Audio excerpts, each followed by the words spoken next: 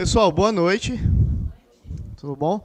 Eu sou o Anderson, sou professor de raciocínio lógico, estatística e matemática financeira.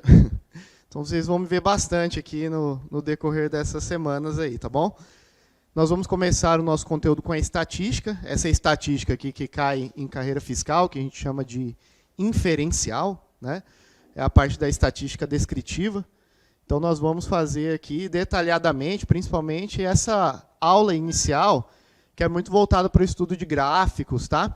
Envolve também um pouco de matemática básica, que a gente sabe que a estatística ela é um braço da matemática aplicada, né? Então, existe o que a gente chama de matemática pura, lá, que é aquela matemática mais abstrata, que às vezes a gente não acha uma aplicação direta no que está sendo trabalhado. Por vezes, a gente está trabalhando lá na matemática normal com abstrações mesmo, né? Letras, símbolos que não trazem uma aplicação direta no dia a dia, mas a estatística ela vem ao contrário disso. A estatística ela é aplicada a coisas que nós visualizamos, principalmente pesquisas, organizações de dados, de valores. Então, essa estatística que cai no concurso de vocês, ela trabalha com 3 modalidades de organizar números, que é a parte de coleta de dados, tá? Organização mesmo, e interpretação desses dados. Por fim, alguns teóricos falam ainda que existe uma quarta parte, um quarto estudo dessa estatística, que são as inferências. Quando a gente se fala de inferências, são as perguntas e as respostas que eu posso encontrar a partir daquela coleta de dados, aquela coleta ou de números, ou de... a gente vai ver que existe também um estudo estatístico que não é necessariamente numérico, tá? Ele pode ser nominal, quando eu estou avaliando coisas que não são números necessariamente. Já vai estar nessa primeira aula mesmo, que nós estudamos valores que são quantitativos ou não quantitativos, que são qualitativos, tá certo? Então, existe sempre a avaliação de 2 coisas, né? Que podem, a gente fala quali e quanti. Quali não são necessariamente números. Quanti, quantitativo, necessariamente valores numéricos, tá? Então, vamos começar aqui essa parte de introdução. À medida que eu for trabalhando aqui as definições, vocês podem parar a aula a qualquer momento, não tem problema nenhum, tá? É interessante, inclusive, que a aula seja participativa. Como nós estamos trabalhando muito com conceitos também, foi o que eu disse no início, essa parte da matemática ela não é necessariamente cálculo, cálculo, cálculo, até um pouco ao contrário disso, uma grande parte das questões que nós vamos encontrar são questões conceituais, portanto, eu posso parar a aula a qualquer momento e falar de um termo, comentar sobre uma palavra específica que às vezes não está claro para a gente o significado, né? Como é uma matéria muito específica, importantíssimo aqui, que a gente tome cuidado com cada detalhe, com cada vírgula, com cada conceito envolvido, tá certo? Beleza? Então, essa parte aqui é apenas uma repetição do que eu acabei de falar. A estatística é uma parte da matemática aplicada, que fornece métodos para coleta. Então, aqui, ó, coleta, organização, descrição, análise e interpretação dos dados, para sua utilização em tomada de decisões, né? Que a gente fala que os números não mentem, né? Mas não é somente os números que não mentem. A análise desses números não pode mentir. Nada adianta eu colher os dados corretamente e interpretá-los de uma maneira errada. Então, a estatística ela trabalha com a interpretação desses valores e a melhor interpretação desses valores. Então, eu olhei os dados, olhei os números, mas se eu analisar, se eu avaliar esses valores de uma maneira equivocada, de nada adiantou fazer essa coleta, né? Então, nós trabalhamos aqui com uma estatística descritiva que se desenvolve numa estatística chamada inferencial. Então, a estatística descritiva é essa primeira parte, como se eu tivesse uma primeira parte dessa análise de valores, ou de quantidades, ou de nominalidades, vamos dizer assim, e a segunda parte, as perguntas que eu vou fazer e as respostas que eu posso obter com isso. Então, a estatística descritiva, ela ocupa-se com a coleta, a organização, descrição e o resumo dos dados. A inferencial ocupa-se com a análise e a interpretação desses dados. Como se fosse organização, perguntas e respostas, né? O que eu posso obter a partir daquilo ali? Aqui já há uma linguagem que a gente precisa adaptar, população, amostra e censo. Então, população e amostra é muito comum quando a gente está trabalhando, por exemplo, um assunto específico dentro da estatística, que é, por exemplo, um assunto que é muito comum, tanto na matemática aí também, como matemática básica, quanto na estatística, que é probabilidades, por exemplo. Tá? A probabilidade de certo evento ocorrer. E, inclusive, quando eu estou avaliando apenas uma pesquisa a partir de um universo. Por exemplo, quando eu vou fazer pesquisa eleitoral, dificilmente uma equipe de pesquisa vai perguntar para todas as pessoas de uma região quem elas vão votar. Elas vão colher uma amostra dentro de uma população. Então, é como se eu tivesse a ideia de conjunto e subconjunto.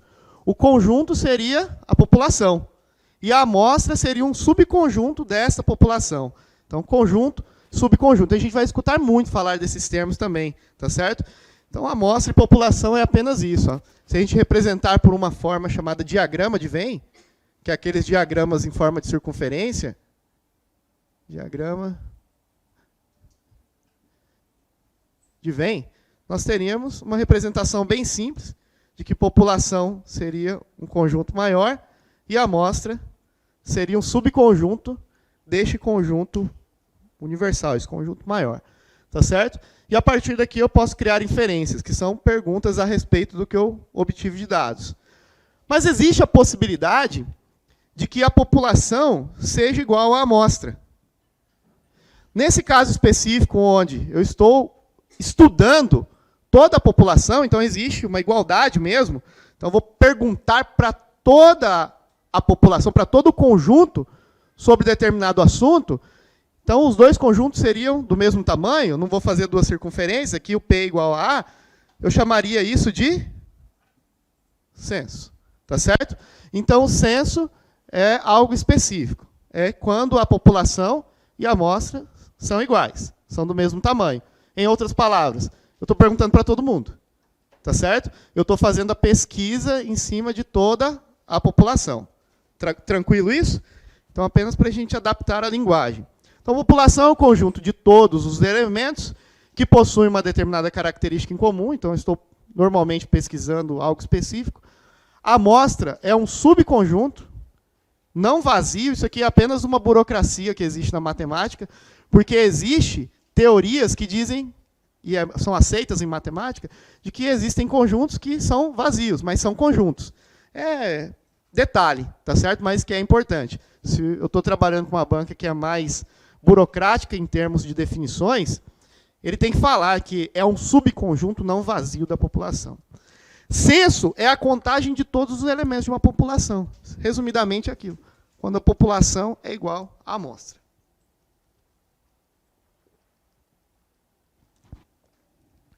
Dúvida nessa primeira parte aqui? Bem de boa, né? Tranquilinho? Essa matéria é fácil. Então, o que são os dados estatísticos? Aquilo que a gente estava comentando sobre os valores poderem ser números ou não. E também a forma com que eu faço essa coleta de dados. Isso aqui também é meramente teórico. Os dados estatísticos são observações coletadas, como é o caso de medidas, sexo, altura e outras informações obtidas por meio de uma pesquisa. Então, por exemplo, vamos aqui nessa primeira discussão. Se eu estou pesquisando, por exemplo, medidas de altura das pessoas, ou idade, tá certo? Estou trabalhando com números, correto? Então, nós temos uma medida, uma coleta quantitativa. Mas se eu estiver pesquisando, por exemplo, sexo, ou religião, ou nacionalidade, regionalidade, essas medidas não são puramente numéricas, tá certo? Então, nós chamamos elas de qualitativa. E existe uma outra forma de se separar essa coleta de dados, que é a coleta direta e indireta.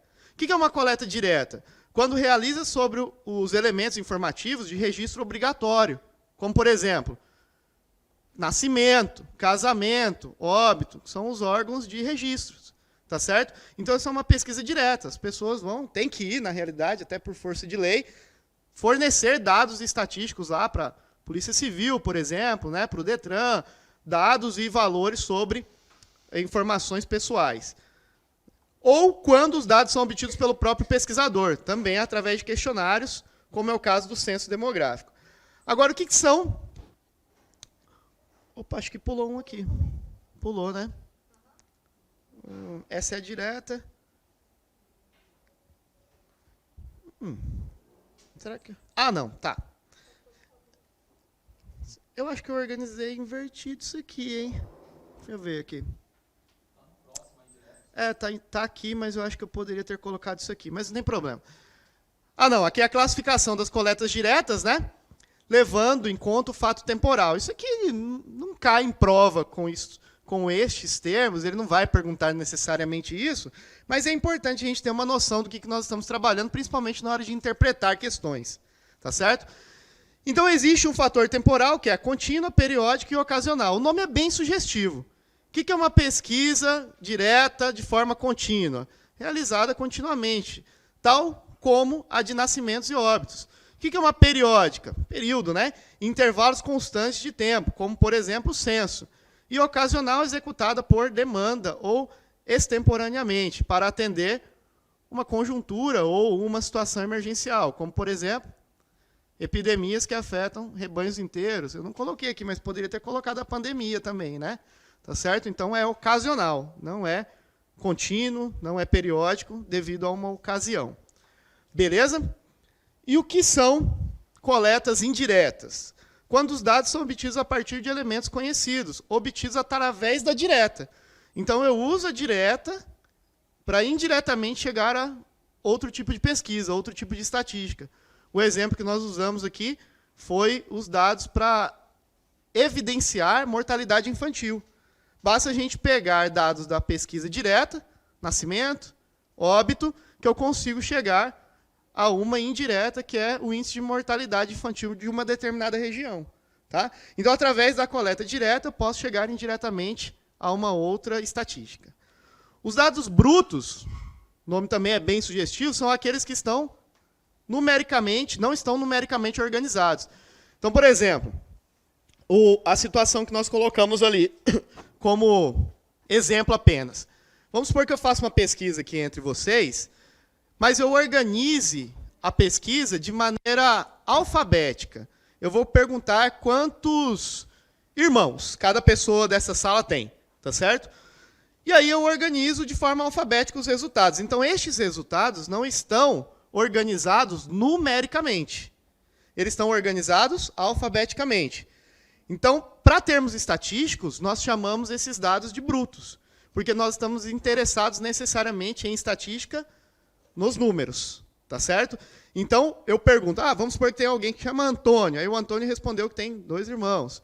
Eu pergunto para alguém que chama Bianca, aí na segunda linha da minha pesquisa, vou fazendo aqui em linhas, a Bianca fala que tem 1 irmão só, tá? Então, a minha pesquisa numérica, ela vai ficar desorganizada, ela vai ficar bagunçada. Ela não tem uma ordem crescente ou decrescente, por exemplo, numericamente falando.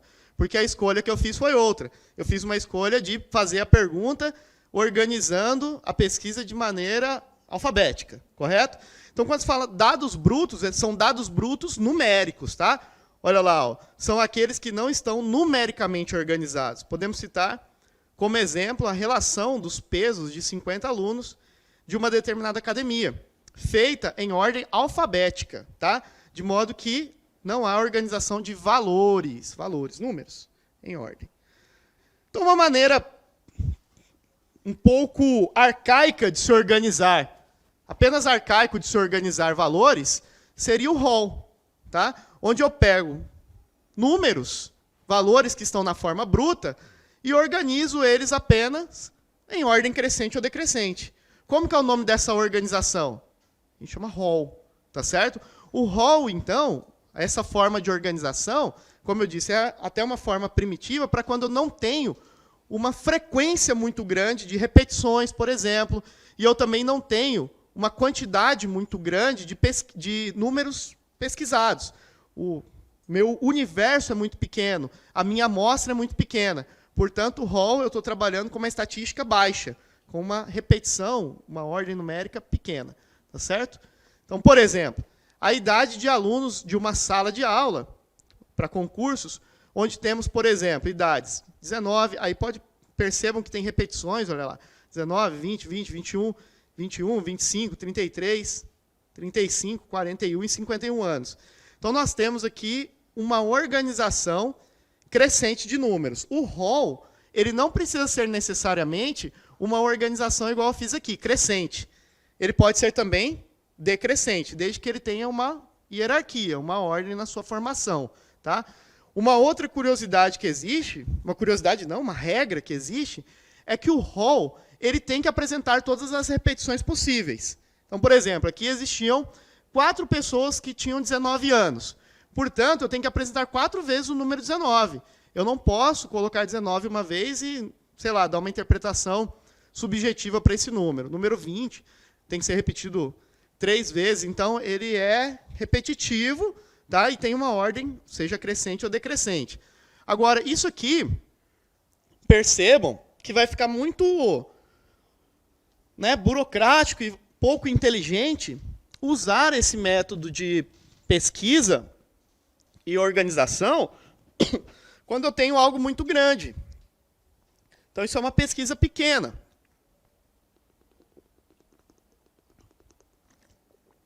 Estou com a garganta ruim, pessoal, então eu vou fazendo algumas pausas aqui. Então, olhem só.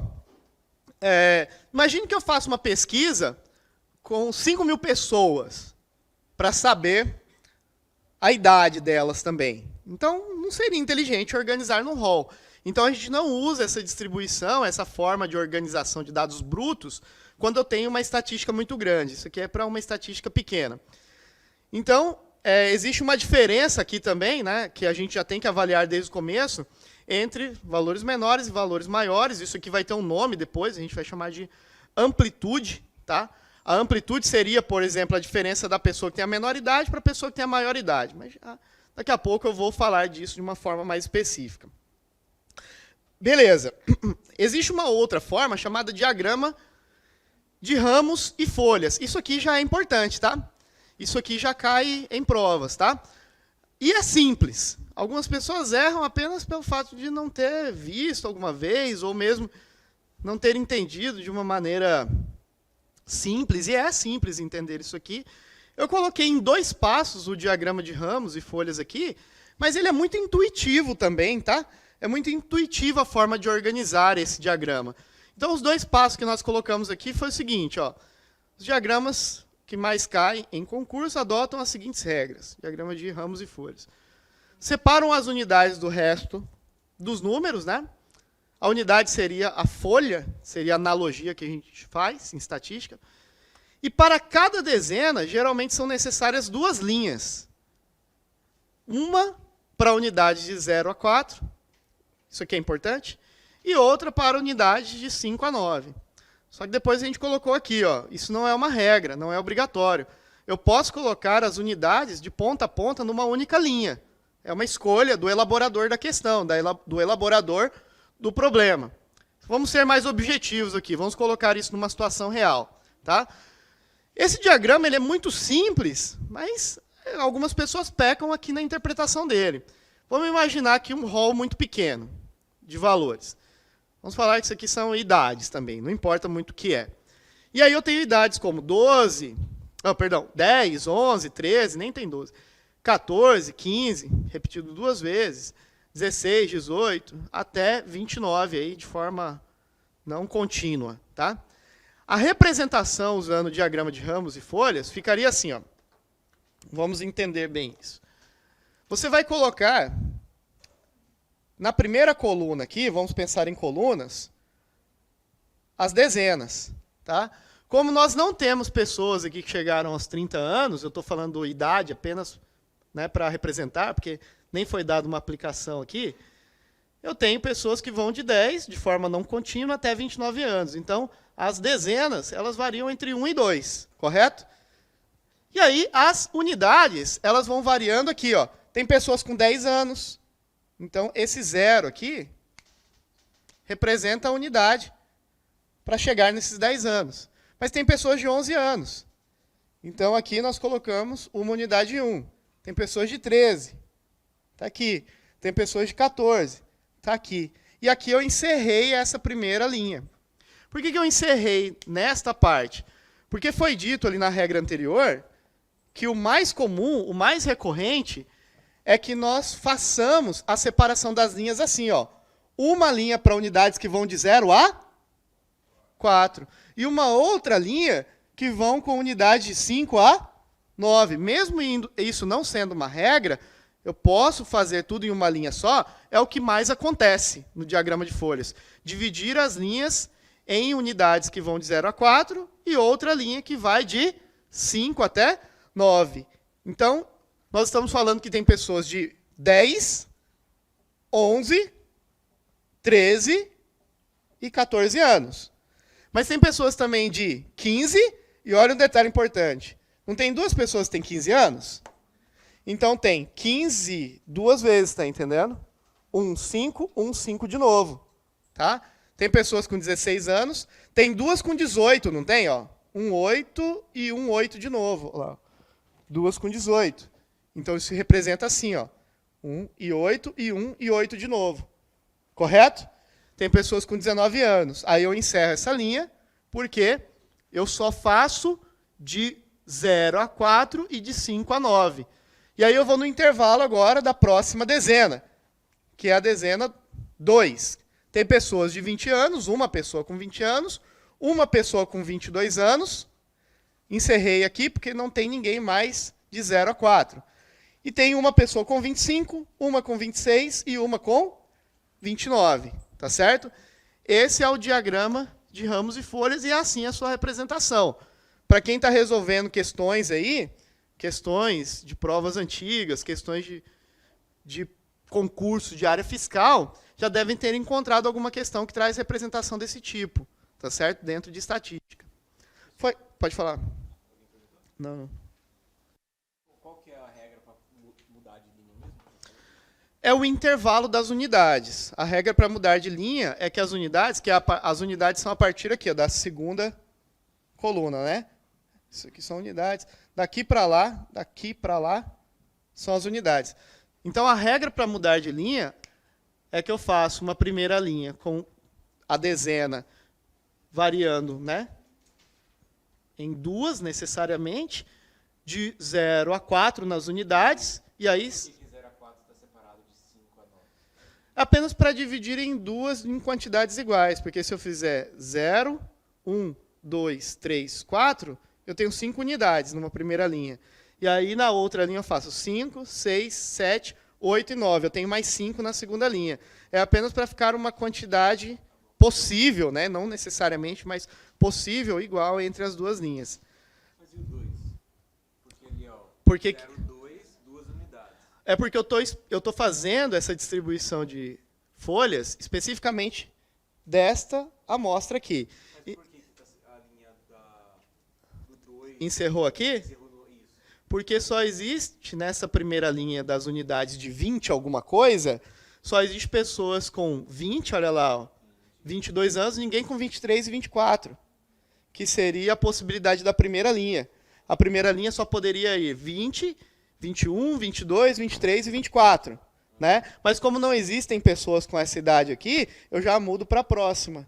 Então essa regra de organização só foi aplicada nesse contexto, mas não necessariamente que sempre vai ser assim. De encerrar no 4, por exemplo. Não, esse negócio de encerrar entre 0 e 4 é uma das possibilidades de se criar um diagrama de folhas. Mas foi dito anteriormente que ele pode, se ele quiser, o elaborador, eu estou falando, fazer todas as unidades em uma mesma linha.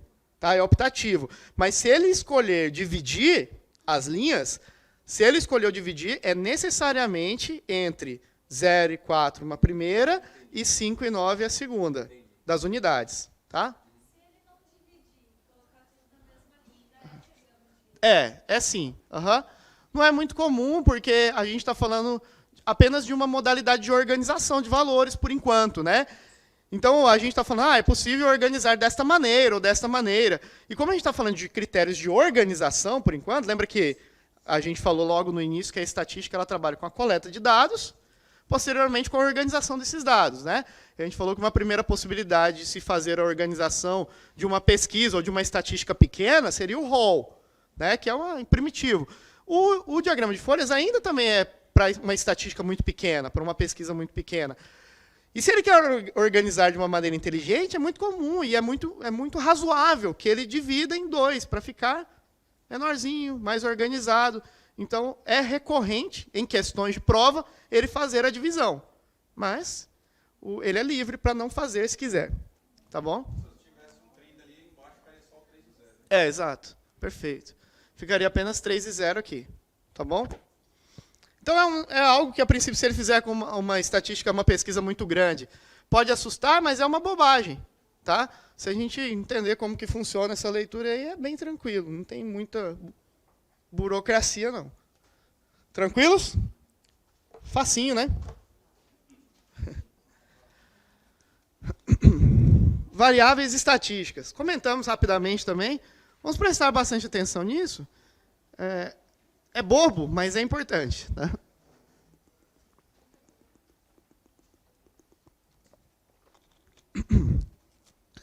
O termo variável, em matemática, em ciências da natureza também, né? Física, por exemplo, ciências experimentais, é muito utilizado. E o nome também é interessante, né? Importante, porque variável é simplesmente aquilo que pode sofrer variações. Normalmente o objeto da nossa pesquisa. Então, variável é um objeto da pesquisa, podendo assumir diferentes valores a cada experimento. Por exemplo, acabei de falar da idade das pessoas, é uma variável. Tá?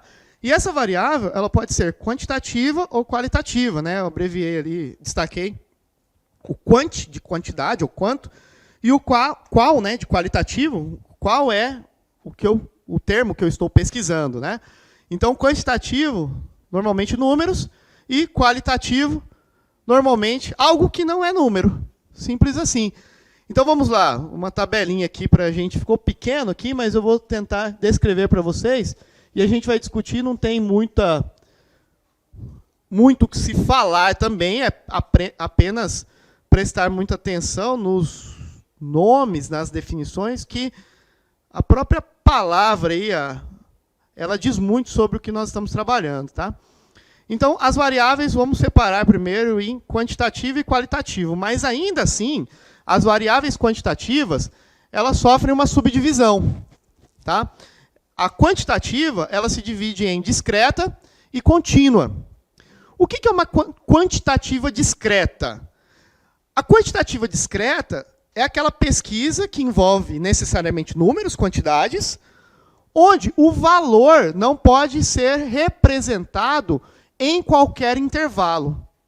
Ele tem que ser apresentado em quantidades ou porções que não variam, que não sofrem variações. Por exemplo, quando eu vou dar do exemplo mais simples até o exemplo que pode ser uma pegadinha. O exemplo mais simples, o censo. Vamos lá no censo, e aí vai o cara lá fazer a pesquisa e pergunta para você, quantas pessoas moram na sua casa? Aí você vai falar, uma pessoa, 2, 3, 4. Então, essa variável, número de pessoas, é uma variável discreta. Por quê? Eu só posso apresentar resultados ou dar informações sobre quantidades, é quantitativa, sobre quantidades que existem numa porção mínima. Por exemplo, eu não posso responder que na minha casa moram 2,723 pessoas. Eu não posso falar que existe na minha casa 2 pessoas, 75, tá certo? Eu tenho que dar valores, necessariamente, neste caso específico, com resultados inteiros. Né? Números naturais, na realidade. Ah, professor, então, espera aí. Então, quer dizer que as variáveis quantitativas discretas são necessariamente números que não são quebrados, não podem ser fracionados? Não foi isso que eu disse. As variáveis discretas podem sim ser números fracionados. Por exemplo, dinheiro na forma tangível aqui. Dinheiro em papel ou moeda aqui, que a gente pega, passa pelo mercado aí. Tá certo? Existe dinheiro na forma fracionada, não existe? Centavos, por exemplo. Mas eu não consigo trabalhar com dinheiro aqui na forma moeda, papel, com qualquer variável. Concorda comigo? Qual é a menor moedinha que existe hoje? Acho que é de 5 centavos, não é? 1 centavo existe ainda? Acho que não existe mais. Então, a menor fração de dinheiro que eu consigo trabalhar na forma tangível é de 5 em 5 centavos, não é verdade? Então, eu não consigo trabalhar com uma fração aqui, circulando, em papel mesmo, ou moeda, um valor menor do que isso. Então, este valor, mesmo sendo fração, o número decimal, por exemplo, centesimal, ele é discreto, concorda comigo? Porque eu não consigo fracionar em valores menores do que 5 centavos. Está claro isso para todo mundo? Beleza? Mas existem medidas que podem ser fracionadas invariavelmente. Tá certo? Por exemplo, o peso de alguma coisa. Quando eu vou estudar o peso. O único critério que eu vou ficar preso quando eu estou estudando o peso de coisas é apenas o instrumento de precisão que eu tenho, que é a balança. Se eu colocar numa balança pouco precisa ou muito precisa. Então, existem balanças que medem várias casas depois da vírgula. Tá? Mas eu posso fazer fracionado em vários algarismos, indiscretamente. Concordam? Então, as variáveis contínuas são aquelas que assumem apenas valores, porções mínimas aceitáveis. E não podem ser fracionadas além daquilo. Agora, as variáveis... eu inverti, né? Desculpe, deixa eu me corrigir. As variáveis discretas são aquelas que assumem apenas valores em porções mínimas. As contínuas podem assumir qualquer valor fracionado, decimal, centesimal, milesimal, sem critério algum, variando apenas na possibilidade de eu conseguir medir isso com precisão ou não. Tá certo? Então, vamos lá. Ó. Discreta, repetindo. Não podem assumir qualquer valor dentro de um intervalo de resultados possíveis. Não podem assumir qualquer valor. Exemplo, grandezas obtidas por contagem. O exemplo que eu usei, quando as pessoas moram numa casa. Tá certo? Eu não vou conseguir medir décimos, milésimos. Não tem essa possibilidade. Agora, as contínuas podem assumir qualquer valor dentro de um intervalo de resultados possíveis. Não quer dizer que eu consiga medir, mas ela pode ser medida em qualquer valor. Exemplo, grandezas obtidas através de medição, quantidade de quilos que uma pessoa pesa. Normalmente nós medimos o peso das pessoas em quilogramas, no máximo em gramas, né? Não é muito comum medir o peso das pessoas em miligramas. Mas eu posso medir se eu quiser? Posso, correto? Centigramas, miligramas, posso medir, desde que eu tenha um instrumento de precisão. Tá certo? Então, as que podem assumir qualquer valor são as contínuas e as que devem existir em porções de quantidades, sempre invariáveis em relação àquilo, são as discretas. Dúvida nessa parte? Fácil?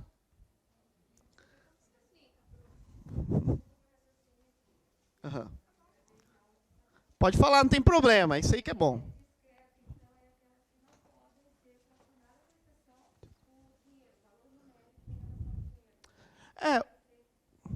Pode. Uhum. Sim.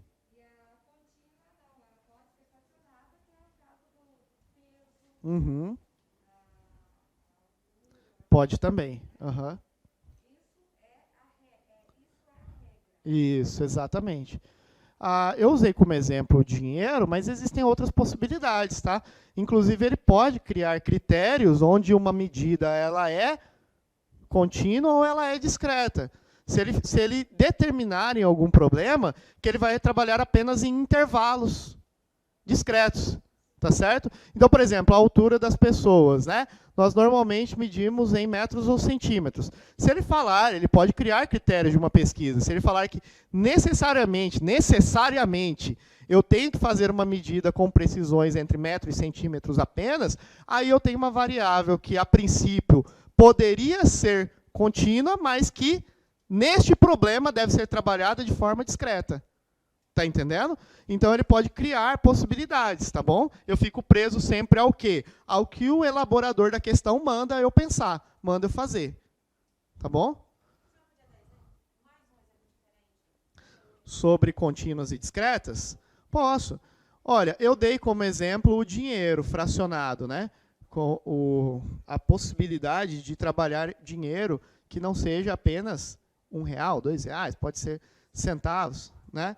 Mas, vamos lá, uma medida que, a princípio, usando, inclusive, o que eu acabei de comentar com ela, uma medida que, a princípio, ela é contínua, mas nós só conseguimos trabalhar de maneira razoável com ela na forma discreta, é o tempo. Tá? Se eu pegar os instrumentos que nós usamos de medida, relógios, celulares e tal, nós medimos o tempo normalmente em horas, minutos ou segundos, não é? Então, na forma com que nós trabalhamos o tempo no dia a dia, né, no cotidiano, a medida tempo ela é discreta. Por quê? Nós fracionamos tempo apenas de 3 maneiras: horas, minutos e segundos. Beleza? Então, no mundo real, se ele falar, ó, o único instrumento de medida que você tem, vamos supor que eu esteja criando uma questão de classificação quantitativa, você deve falar para mim se ela é discreta ou contínua, e eu estabeleço para você que o único instrumento de medida que a gente vai levar em consideração são os relógios ou celulares, tá certo? Que a gente usa aqui, relógio de pulso, celular, computador. Você deveria classificar a medida de tempo de acordo com esses instrumentos que nós utilizamos, como uma medida discreta ou contínua? Discreta. Por quê? Porque existe um limite de fracionar esse tempo com esses instrumentos, não existe? Exato. Exato. Invariavelmente. Eu posso medir como eu conseguir, tá certo? Mas, na real, se eu tiver instrumentos... o pessoal fala, vamos lá, vamos viajar na maionese. Relógios quânticos, né? Formas de se medir tempo além dos segundos, milissegundos, nanosegundos. Então, na realidade, o tempo é uma grandeza que pode ser fracionada em unidades ainda menores. Então, na verdade, ela é uma medida contínua. Mas se ele delimitar o universo onde eu tenho que trabalhar, beleza. Aí, né?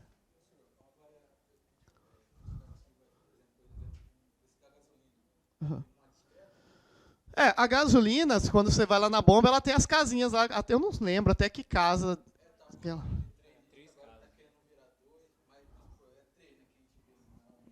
Uhum.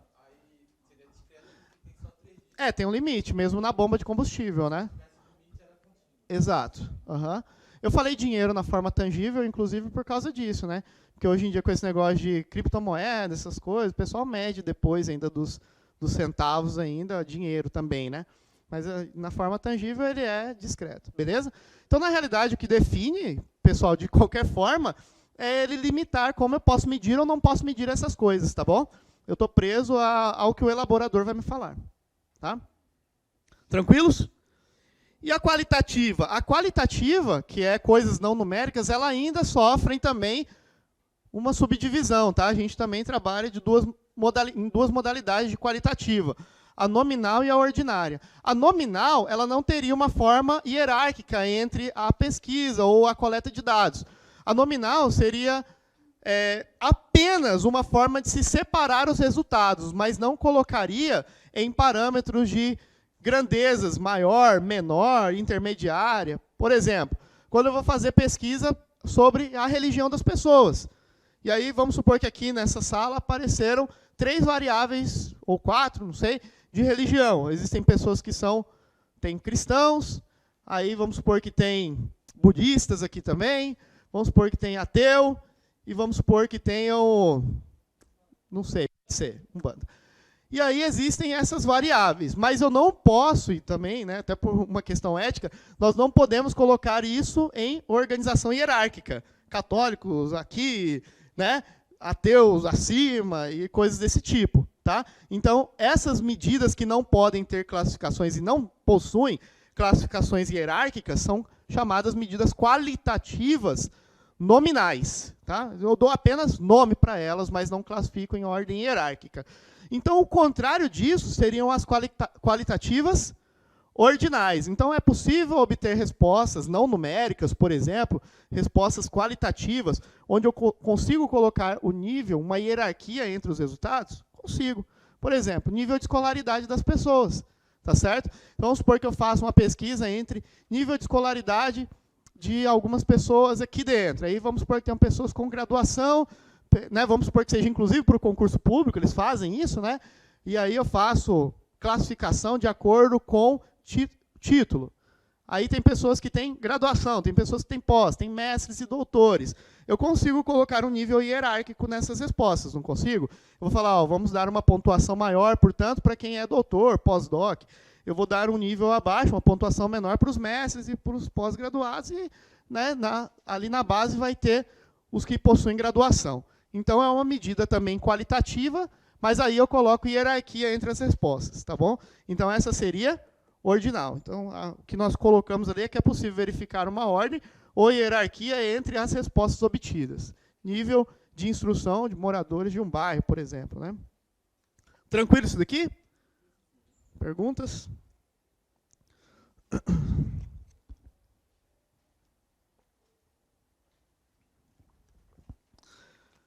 Então, apenas para a gente ter aí uma tabela onde existem variáveis diferentes, ó, por exemplo, variável idade, sexo, escolaridade, unidade da federação. Então, existem medidas aí que são quantitativas, existem medidas que são qualitativas, e nós podemos dar classificação, por exemplo, a idade das pessoas, 14, 22, 24, 25, 25 de novo. Então, existe uma medida quantitativa clara aí na idade, né?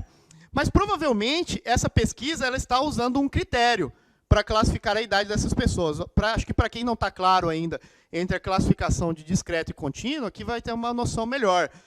Eu posso pesquisar a idade das pessoas de acordo com critérios mensais, diários.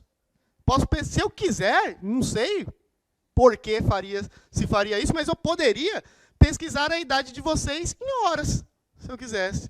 Quantas horas vocês já viveram? Quantos minutos cada um já viveu? Mas o critério aqui é outro. Como eu não estou vendo nada fracionado em meses, por exemplo, nem em dias, ele escolheu fazer uma medida quantitativa onde o intervalo é dado apenas de maneira anual. Correto? Então, essa medida é quantitativa discreta. Concordam comigo? Beleza? O sexo ali, ó, feminino, masculino e tal, é uma medida qualitativa, né? Eu consigo dar hierarquia ali? Normalmente não se dá hierarquia para isso daí, né? Então, essa medida ela é qualitativa, nominal ou ordinal? Nominal. A escolaridade também é uma qualitativa, correto? Mas nós conseguimos, e se quisermos, podemos colocar hierarquia na escolaridade fundamental, média e superior? Pode colocar, tá? Normalmente, inclusive, coloca-se, tá? Então, é uma qualitativa ordinal. Unidade da federação, se eu quiser saber onde as pessoas nasceram, Rio de Janeiro, São Paulo, Minas Gerais, Goiás, não se coloca hierarquia entre os estados. Então, essa seria uma nominal. Qualitativa nominal. Está claro isso para todo mundo? Beleza? Facinho? Bem simples, né? Estão entendendo ou estão fingindo? Tem gente que finge nessa aula aqui. Então, isso que nós acabamos de classificar ali é o que essa tabela traz, tá? E outra coisa importantíssima aqui, essa tabela é bastante poderosa, eu gosto dela, não fui eu que criei, tá? Os diversos materiais aí que trazem estudos estatísticos, eles trazem essa tabela de quais as medidas, ainda não é tema da aula, mas eu estou me adiantando, quais são as medidas de valores centrais obtidos através dessas classificações.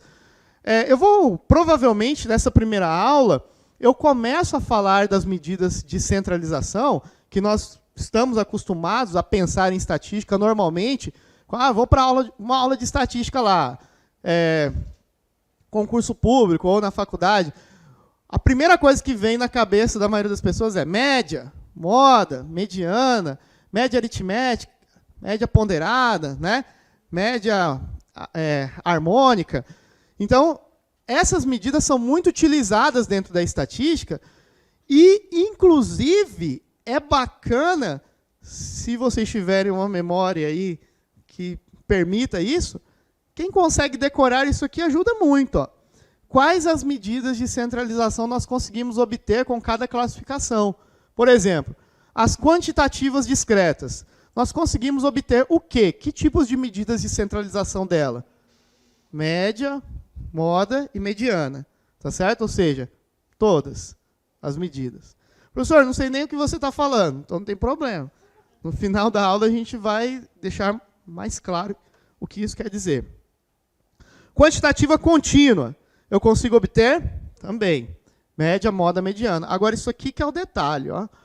A qualitativa ordinal não obtém média. Ela obtém apenas mediana e moda. Isso é questão de prova, tá?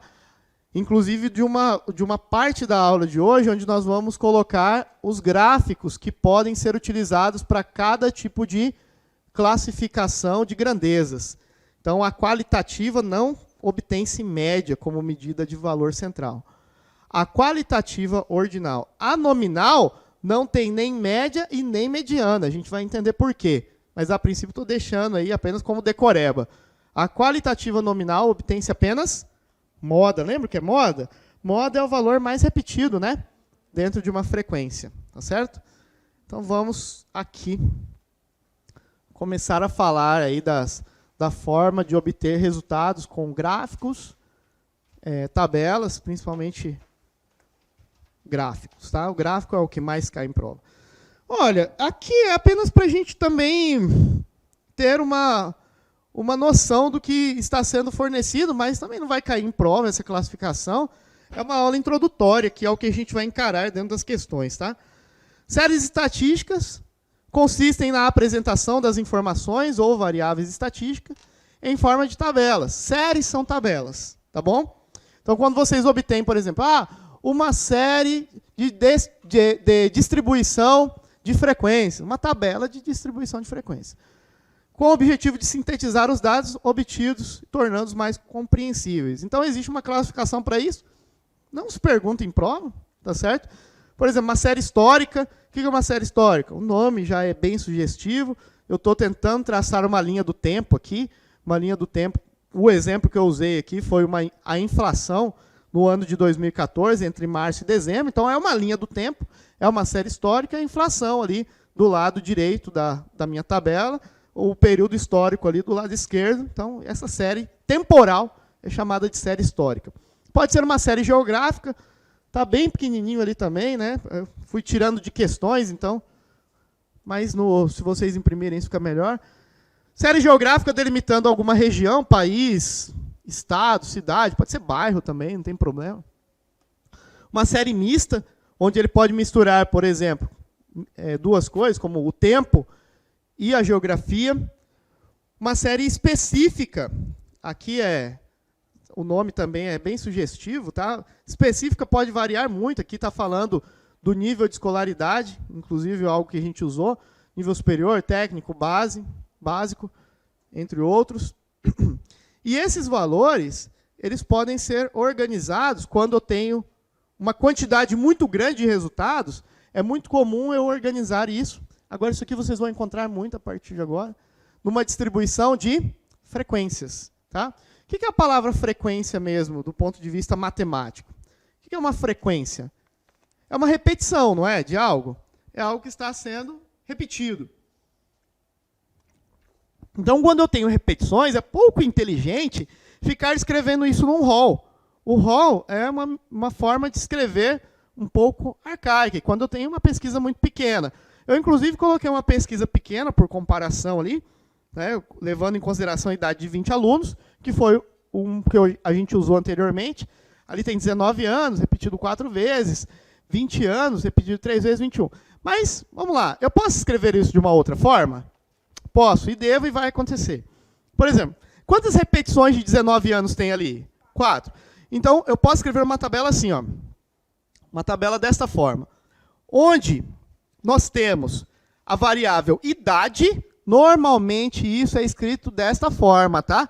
A variável, olha os termos, prestem muita atenção nos termos que nós vamos usar, porque às vezes tem pessoas que perdem, tem gente muito boa, inclusive, de matemática, o cara é fera em cálculo, pô, o cara é engenheiro, sei lá, é físico, e aí ele tem a matemática básica afiada ali, mas ele se perde, às vezes, no enunciado um pouco, porque a estatística ela tem ali os seus termos, as suas definições muito específicas. Aqui é uma questão, é um exemplo muito básico, muito simples, onde ele coloca idade e frequência. Mas existe uma simbologia padrão para isso. Quando eu coloco a variável ali do lado esquerdo, a frequência do lado direito e a variável do lado esquerdo, eu tenho TDAH, tá, galera? Para quem não tem alguém que já foi aluno aí sabe disso, né?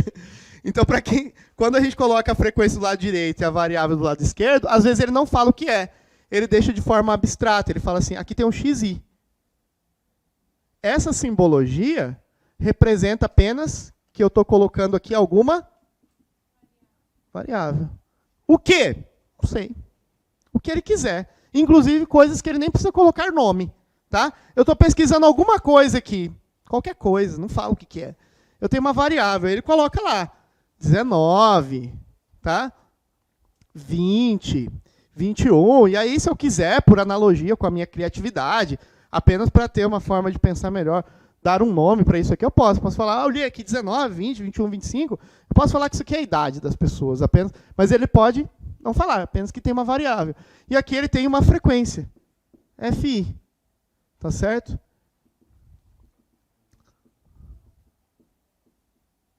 E ele pode dar simplesmente assim uma questão. Colocando aqui, por exemplo, 4, foi o que ele colocou. 3 de novo. Não vou colocar todos, tá? E aí 2, e assim por diante. Então, o que isso quer dizer na prática? Que aqui onde está FI é o número de vezes que essa variável apareceu na minha pesquisa. Quer dizer que se eu fosse pensar num rol, eu teria 19, 19, 19 e 19. Aparecendo quantas vezes? 4 vezes, tá certo?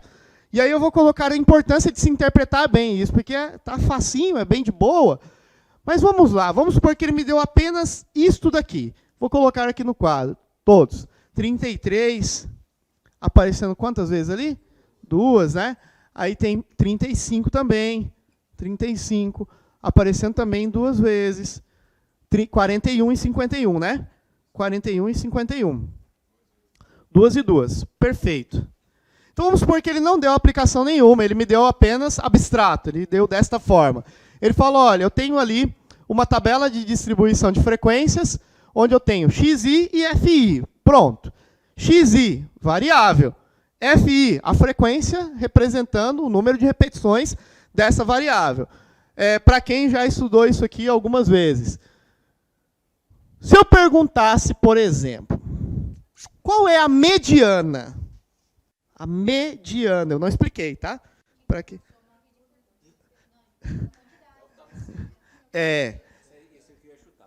Ia chutar, não precisa chutar, não. Vamos pensar. Onde que está a mediana dessa distribuição? A mediana, o pessoal tem contador aí?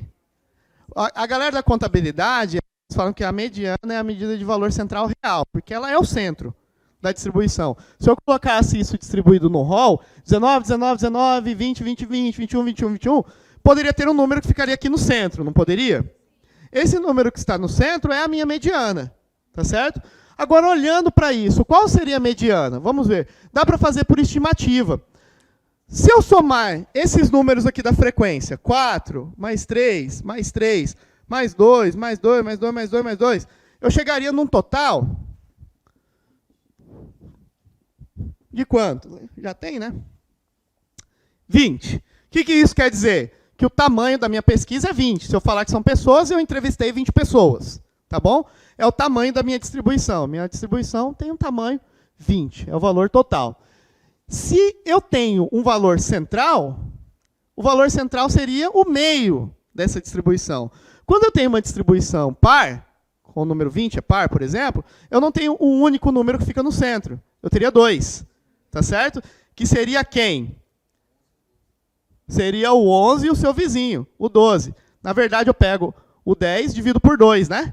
Quanto que é 10 dividido por 2? Oh, perdão, falei bobagem. O 20. O 20 dividido por 2. 10. Então, na realidade, é o 10 e o seu vizinho, tá? É o 10 e o 11º. Então, quem é o 10º número aqui? 4. Aqui dá quanto? 7. Presta atenção. 7. Mais 3 dá quanto? 10. Então, o 10º é o 21. Beleza? Mas o 11º já passa a ser quem? O 25. Concordam comigo? Então, se eu fizesse uma distribuição de números aqui, até aqui eu teria o 4º número, aqui eu teria o 7º número, aqui eu teria o 10º número, o 21. Consequentemente, o 11º já passaria a ser o 25. Então, como que eu acharia, só por curiosidade, essa aula eu vou dar ela com bastante calma, a mediana seria o 21, só que somado com o seu vizinho. 25 dividido por 2, entendeu? Assim que eu vou colocar aqui, para quem? Seria o 21 mais o 25 dividido por 2. Isso daria quanto? 46, né? Só que dividido por 2, que daria quanto? 23. Então, a mediana, isso aqui é uma coisa curiosa, inclusive, sobre a mediana, ela não aparece necessariamente, ela não precisa necessariamente aparecer na distribuição, tá? Por exemplo, não existe nenhuma pessoa com 23 anos ali, concorda? E mesmo assim, a minha mediana é 23. Tá entendendo? Então, nem sempre a mediana é um valor real dentro da distribuição. Ela é apenas uma medida de valor central, tá? Como a média é também uma medida de valor central.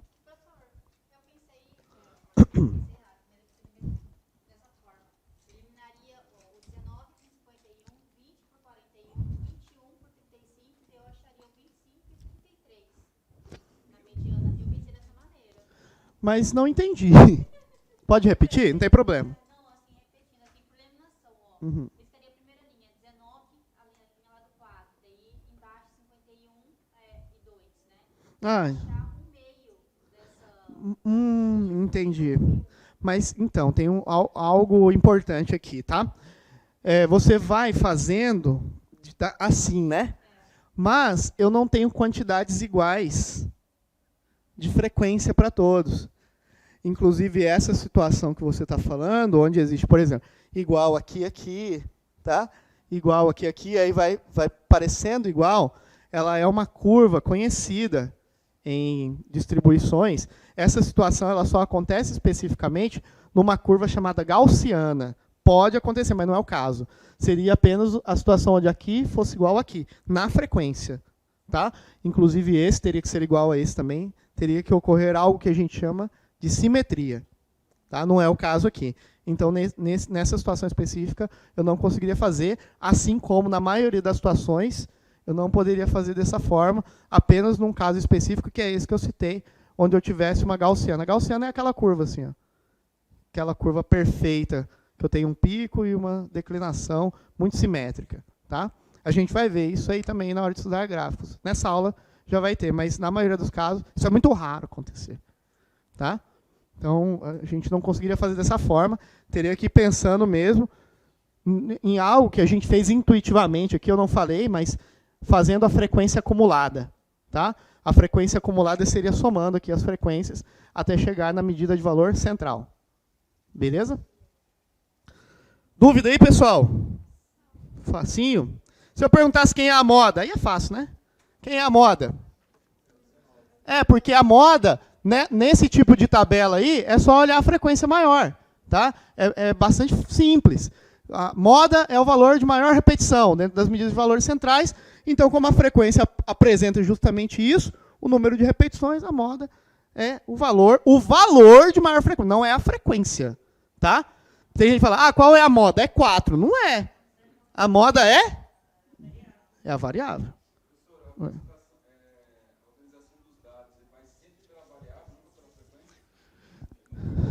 Então, eu tenho medo da palavra nunca e da palavra sempre. Né? Mas o que é comum, o que é recorrente, é usar a variável como parâmetro. Tá? A variável normalmente é o parâmetro a ser usado como organização da tabela e dos gráficos.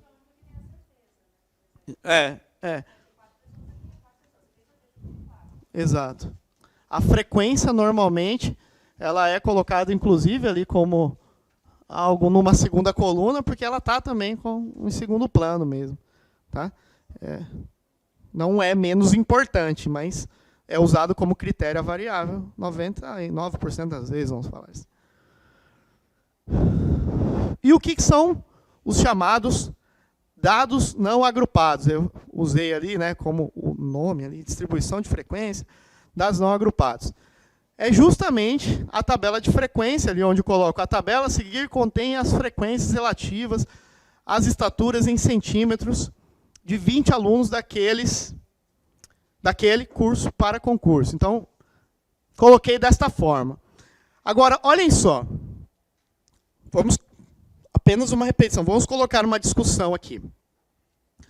Existe um intervalo pequeno aqui, entre 1,50 m, vamos falar disso, 150 centímetros, e 1,64 m.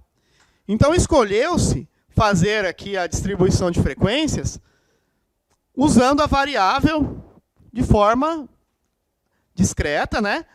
E, além de tudo, fazendo intervalos pequenos aqui, ó, 150, 152, 154, 156, são intervalos pequenos. Mas existem situações onde eu posso fazer esses dados de maneira agrupada. Como que seria os dados de maneira agrupada? Quando eu coloco intervalos. Eu falo bem assim, ó, eu vou colocar numa primeira linha intervalo de pessoas que têm de 1,50 m até 1,65 m. Aí eu faço um intervalo. Entre 1,50 m e 1,65 m apareceram tantas pessoas. Eu uso este intervalo como um dado chamado dado agrupado. Os dados não agrupados, portanto, são esses que são separados um a um. São chamados dados não agrupados. Um exemplo aqui, o exemplo da estatura, inclusive o exemplo que eu usei anteriormente. Agora, olha esse novo exemplo aqui. Ó. Vamos olhar? Nem prestei atenção. Quantas pessoas nós temos ali no total? 20, tá? Tá pequenininho para quem está longe. 20. Então, novamente, a mediana ela está entre a 11ª pessoa, somadas e divididas no meio. Isso quando... Repetindo, é uma aula que eu vou falar mais com calma, só que isso vale quando a distribuição é par. 20 é um número par. Então, não vai ter um valor isolado na centralidade. Ele vai ter dois centrais, vamos dizer assim. Então, tem que somar esses dois e dividir no meio, tá? Então, teria que somar quem ali, ó? Vamos lá. Até aqui está dando quanto? 2, 4, 5, 8. Aqui vai dar o central, então, não vai? Então, nem precisa. Ele vai dar o próprio 100 e... Porque se eu somar 160 mais 160 dividido por 2, vai dar o próximo 160. O próprio 160. Tranquilo? Fácil, né? Oi.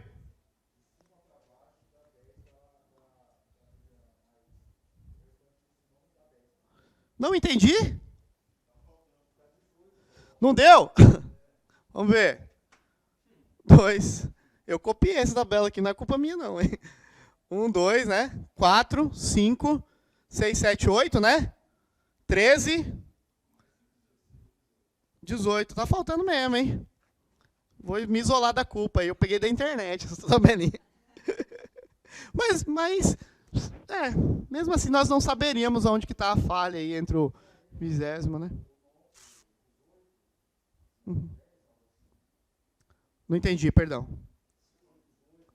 Uhum. Mas...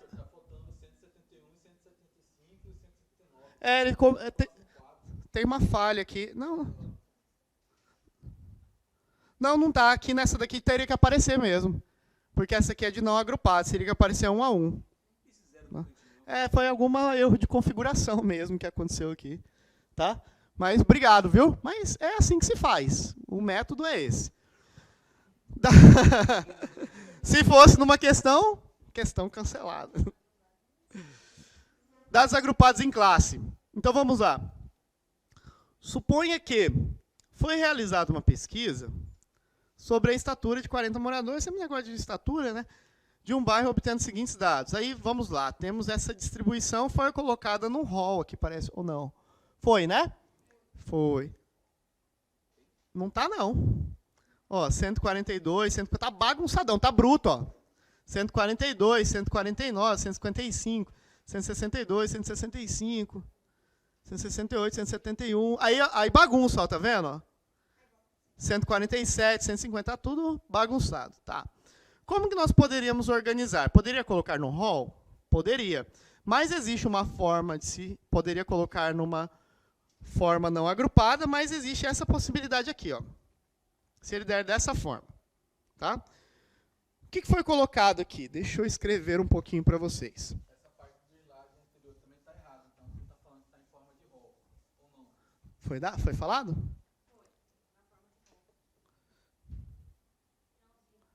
Não está mesmo não, hein? 142, 100... Não, porque o rol ele tem que estar organizado crescente ou decrescente, tá? Tá bruto apenas. Beleza? Então, se organizar em forma crescente ou decrescente, seria um rol. Se quer ele fosse por coluna, vamos... Não foi também não. Tá? Eu fui tirando de questão e jogando aqui, mas não está na forma de rol.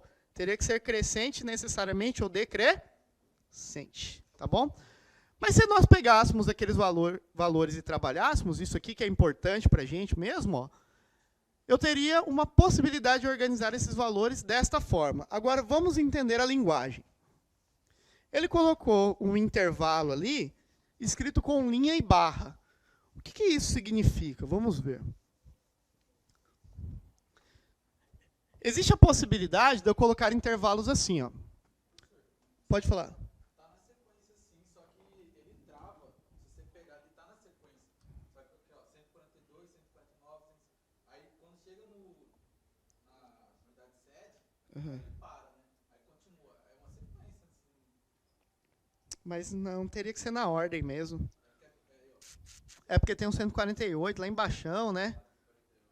Não. Chega no 70 e pouco, ele trava. Aí vai continuar a sequência de novo. Aham. Aí chega no 76, ele trava. Aí vai continuar a sequência de novo. Entendeu? Mas não poderia chamar de ROM. Não, Beleza? Então vamos lá. A linguagem na forma da tabela de distribuição de dados agrupados, tá? Esse é o ponto fundamental. O que é dito quando nós colocamos assim, ó? Vou usar o exemplo, 140 barrado aqui, aberto para 150, tá? O que essa linguagem quer dizer? É a linguagem de intervalo que nós usamos, inclusive, em matemática, com aqueles símbolos de maiores, menores, maior igual ou menor igual, tá certo? Então, existe a possibilidade de que eu faça intervalos abertos, de que eu faça intervalos abertos à direita e fechado à esquerda, ou ao contrário, fechado à direita e aberto à esquerda, ou fechado nos dois intervalos, tá certo? O que seria a primeira representação? Por exemplo, se eu criasse uma tabela onde eu colocasse que aqui no primeiro intervalo eu tenho de 10 até 19, aberto e aberto, sem a barrinha de um lado e do outro. Eu estaria dizendo que neste intervalo eu estou contabilizando números que vão de 10 até 19. Ou seja, eles são maiores do que 10, mas são menores do que 19. Esta representação e esta é a mesma coisa, mas em estatística nós usamos assim, nas tabelas. Então, que números são esses? Vamos supor que eu estou trabalhando apenas números naturais, de forma discreta. Não tenho vírgula ali, não está contínuo, somente números naturais. 1, 2, 3, 4, 5, não tem nem frações. Então, que números seriam dentro deste intervalo? Seria o número 11, o número 12, 13, 14, 15, 16, 17 e 18. Qual é o detalhe? Nem o 10 participa, porque os números são maiores do que 10, e nem o 19 participa, porque eles são menores do que 19. Está claro isso para todo mundo? Essa é a representação de intervalos. Agora, se eu tivesse feito diferente, se eu tivesse feito fechado à esquerda e aberto à direita para o mesmo número, para os mesmos números, também trabalhando apenas com os números naturais, de forma discreta, entraria o 10. Então, a representação matemática aqui, simbólica, seria que ele pode ser maior ou igual a 10, mas ele é menor do que o 19. Tá certo? Então, ele seria o próprio 10, o 11, o 12, o 13, o 14, o 15, 16, 17, 18, mas não chegaria no 19. Tá certo? Ele seria menor do que o 19. E se fosse ao contrário, aberto para o 10 e fechado para o 19? Já entenderam aqui a lógica, né? Seria 10 maior ou igual, maior do que x, e o 19 menor ou igual. Então, o 10 em si não participa, mas participaria 11. Vou fazer um intervalo aqui, tá? 12, 13, vou colocar aqui uma reticência. Ficaria 18 e também ficaria o 19. E se eu fizesse fechado nos dois intervalos, para a direita e para a esquerda, eu teria maior ou igual e menor ou igual. Ou seja, participaria tanto 10, 11, 12 e assim por diante, até 18, e o 19 também entraria na contagem. Tranquilos? Simples, né? Então, aquele intervalo que ele escolheu ali foi escrever estatura das pessoas em intervalos que variam de 140 com 140 dentro da igualdade, ou seja, 140 participando, mas aberto para o 150. O importante é você perceber que o 150 aparece. A gente chama classe. Classe são as linhas. Vale até a pena anotar, tá? Quando ele fala classe, qual é a classe número 1? A primeira classe é esta linha. Qual é a segunda classe? Esta linha. Terceira classe. Quarta classe. Tá certo? Então, tem quantas classes dentro dessa tabela? 1, 2, 3, 4 classes. Tá bom? A primeira classe ela tem um intervalo entre 140 e 150. E a segunda repete 150. Por que repete? Porque não entrou na anterior. Ela entra participando da próxima classe. E assim por diante, 160, 160, 170, 170, 180. Quantas pessoas têm alturas entre 140 e 150 centímetros? Entre 6. Entre 150 e 160. 13 para 160, 170 e assim por diante. Entenderam? Beleza? Tá. Agora, detalhe. Existe alguma coisa aqui chamada de amplitude de classe. Tá? Amplitude de classe seria o quê? A diferença entre os valores de cada classe. Aqui, no caso, qual seria a amplitude da classe número 1? 10. Porque ela vai de 140 a 150. É ou não é? Qual seria a amplitude da segunda classe? Amplitude da terceira. A amplitude é igual entre cada distribuição, não é? Entre cada classe. Agora, e se eu perguntasse qual é a amplitude, presta atenção, qual é a amplitude da distribuição toda? É o limite inferior total considerado em relação ao limite superior total. Então, é a diferença entre 180 e 140. Beleza?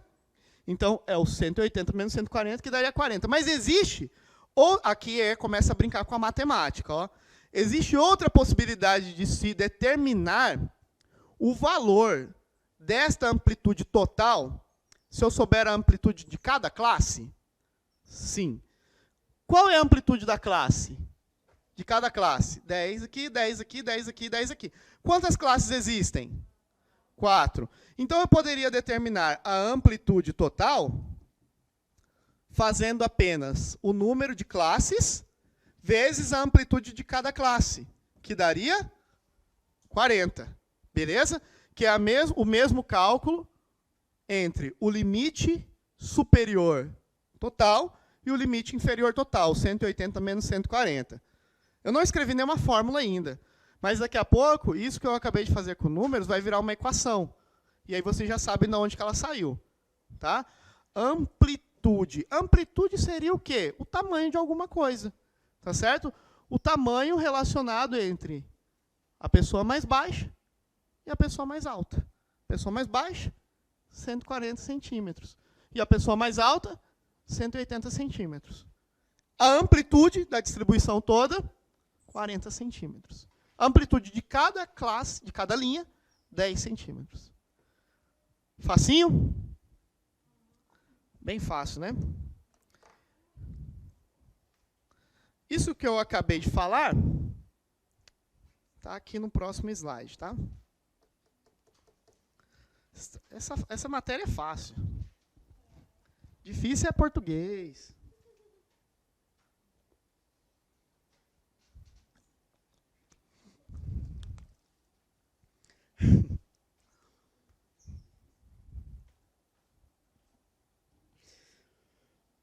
Professor, e cai assim em prova? Cai, galera. Às vezes cai perguntando só essas coisas aí. Pode cair, não é? Ah, mas raramente. Tá, mas caiu uma, essa daqui é a que você não pode errar. Tá? Às vezes ele faz uma pergunta relacionada à amplitude. Teve uma Cefaz aí do Amazonas, não teve? Recente? Eu vou dar uma olhada, mas eu estava ajudando, mentorando uma aluna de Rondônia para fazer essa prova, e a gente foi corrigir, se eu não me engano, posso estar falando uma bobagem, mas caiu uma questão falando de amplitude de classe nessa prova. Vou dar uma olhada depois, se tiver, eu trago uma próxima lista de exercícios para vocês. Tá? Beleza? Facinho, né? Então, o que eu falei está aqui, ó. Quais são os elementos da distribuição de frequência? Classes são intervalos, subdivisões dos elementos de conjunto. Então, como que você vai lembrar? As classes são as linhas. Tá bom? Cada linha representa uma classe. Limite de uma classe são seus extremos, o menor e o maior. Limite inferior e limite superior. Por exemplo, qual é o limite da classe? O limite inferior da classe número 1? 140. Qual é o limite superior da classe número 1? 150. Qual é o limite inferior da classe número 2? 150. Qual é o limite superior da classe número 2? 160. E aí, assim por diante. Então, isso que é limite inferior e limite superior da classe. Amplitude de um intervalo de classe. Simples. A amplitude significa uma continha de menos entre o limite superior e o limite inferior. Então, por exemplo, qual é a amplitude? E nem sempre precisa ser igual, tá?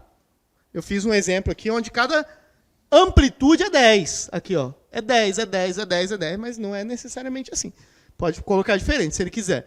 Então, como que eu calculo a amplitude dessa classe número 1? 150 menos 140. Simples assim. Amplitude da classe número 2? 160 menos 150. Então, vai adaptando só a linguagem, por enquanto. Essa linguagem é importantíssima. O que é uma amplitude de classe? O que é uma classe? O que é um limite inferior? O que é um limite superior de classe? Olha lá. O que eu acabei de falar, ó. Isso aqui, ó. Tá melhor aqui do que no slide. Aqui está escrito, ó, intervalo, símbolo, intervalo fechado à direita e à esquerda, barrinha dos dois lados. Intervalo aberto à direita, esquerda e fechado à direita, barrinha para o lado direito. Fechado significa para onde o número participa. Aberto significa para onde o número não participa. Tá bom? Fechado quer dizer, aquele número vai participar. Aberto, aquele não vai. Beleza? Aberto à direita e fechado à esquerda. Fechado é para onde a barrinha aparece. Aberto dos dois lados, à direita e à esquerda, não tem barrinha. Simples, né? Está aqui no quadro. Ponto médio. Vamos lá. Vou voltar, não vou deixar assim olhar. Aqui, ó. Qual que é o ponto médio? Ponto médio. O termo é bem sugestivo também. Ponto médio seria o ponto central da classe número 1. Por exemplo, a classe número 1 são os valores variando entre 140 e 150. Qual é o ponto médio dessa classe? Olha lá, ó. Simplesinho demais. É só dominar os termos. Ponto médio. Limite inferior da classe. Aqui não é menos, tá, galera? Porque na amplitude eu faço uma conta de menos, não faço? Olha a confusão. Aqui é muito... O detalhe é perigosíssimo aqui, ó. Vamos lá. Amplitude. Amplitude é uma conta de menos. É o limite superior menos o limite inferior. Continha de subtrair. O ponto médio é uma continha de mais lá no numerador, ó, na parte de cima. Tem gente que está com menos ali. E tem pegadinha feita com conta de menos. Tá? É uma conta de mais no numerador. Ponto médio é o limite inferior mais o limite superior. Essa ordem nem importa, porque é uma conta de mais. É só somar os dois extremos e dividir no meio. Por exemplo, limite superior da classe 1. 150. Limite inferior, 140. Ah, mas está aberto. Não importa. Não importa se está aberto ou fechado. Pega os dois limites, tá? Então você vai somar os 150 mais os 140. Quanto que vai dar? 290. E vai dividir por 2. Cada um deles é assim que se encontra o ponto médio. Tá bom? E aprendam a fazer ponto médio, porque ponto médio é recurso para a gente usar em outros cálculos depois. Ponto médio dentro dos intervalos de classe. Tá? Então, 145, o primeiro ponto médio, 155, 165, 175. Aconteceu uma coincidência aqui, não aconteceu? Olha, a diferença do ponto médio da primeira classe para o segundo é 10, não é? Do segundo por terceiro é 10 também, não é? Do terceiro por quarto é 10. É uma coincidência? Não é. É porque cada classe tem uma amplitude 10. Se cada classe tem uma amplitude 10, a diferença entre os pontos médios é 10 também. Então, por exemplo, como a amplitude da primeira classe é 10, porque vai de 140 a 150, e eu encontrei o ponto médio da primeira classe, fiz o cálculo aqui, deu 145, eu teoricamente não preciso ficar fazendo cálculo mais. Se eu encontrei 145, eu sei que o próximo vai ser 155, o outro vai ser 165 e o outro vai ser 175. Como que eu sei? Porque eu vou levar em consideração que a diferença de uma para outra em relação ao ponto médio é a amplitude de cada classe. É esse tamanho da classe aqui, 10, 10 e 10. Então, se eu fizer o primeiro, já basta. Por que isso me serve como um recurso para acelerar a resolução de questões? Porque, às vezes, ele deu uma tabela muito grande de distribuição de frequências e ele pede o ponto médio lá da 20ª classe. Imagina, eu vou ficar fazendo? Não, eu vou fazer apenas uma estatística, uma consideração. Eu vou dar um salto e vou deduzir que o ponto médio é feito em cima das amplitudes de classe, de forma progressiva, se a tabela for progressiva, apenas aumentando aquele tamanhinho. Se é de 10 em 10, fiz o primeiro, deu 145, 155, 165, 175, e aí vai embora. Tá claro? Perfeito, exatamente. Quando a minha distribuição tiver mesma amplitude de classes. Tá bom? Tá claro isso para todo mundo? Beleza? Vou terminar só essa primeira parte, que aí a gente faz um intervalinho para tomar um café aí, tá? Só para terminar o que eu já disse. Então, nas distribuições de frequência, em que as classes possuem mesma amplitude, olha aí o que você acabou de falar, tá? Muito específico, né? A diferença entre dois pontos médios consecutivos será igual à amplitude de classes, que é o tamanhozinho de cada uma, tá? E se eu quiser a amplitude total, foi algo que eu falei na anterior a essa, inclusive, vou dar um pulinho aqui no slide. A amplitude total é o quê? O tamanho da amplitude direta. Foi isso aqui que eu fiz lá no começo, ó. Vamos voltar aqui um pouquinho, só para deixar claro. Aqui. Eu não falei que a amplitude total era a diferença entre os 180 e os 140? A total, tá? A amplitude de classe é uma por uma. A total, mínimo e máximo da distribuição inteira. Então, eu poderia fazer apenas isso. Eu falei que ia virar uma formulinha, e as fórmulas são importantes, tá? Porque, dependendo da banca, ele coloca uma fórmula e quer saber se aquela fórmula é real ou não. Então, a amplitude total é H minúsculo vezes K. O que é o H minúsculo? O H minúsculo representa para a gente, essa representação é meio padrão mesmo, tá? Os livros, as bancas, consideram essa letra H minúscula como a amplitude de cada classe. Então, Hzinho, amplitude de classe. E o K significa o quê? O número de classes que existem. Então, no nosso exemplo, a amplitude de cada classe era 10. E existiam 4 classes, não era? Então, o Hzinho ali, o H minúsculo, valia 10, e o K, 4. Então, nós fizemos uma conta direta, onde 4 vezes 10, aí a gente já sabia que era 40. Tá certo? Essa é a amplitude total, que na prática significa o quê? A diferença entre a pessoa mais baixa e a pessoa mais alta. 40 centímetros de diferença. Tá claro isso para todo mundo? Facinho? Beleza. Vamos tomar um cafezinho lá, uma aguinha, e aí a gente volta, né? Para terminar isso aqui.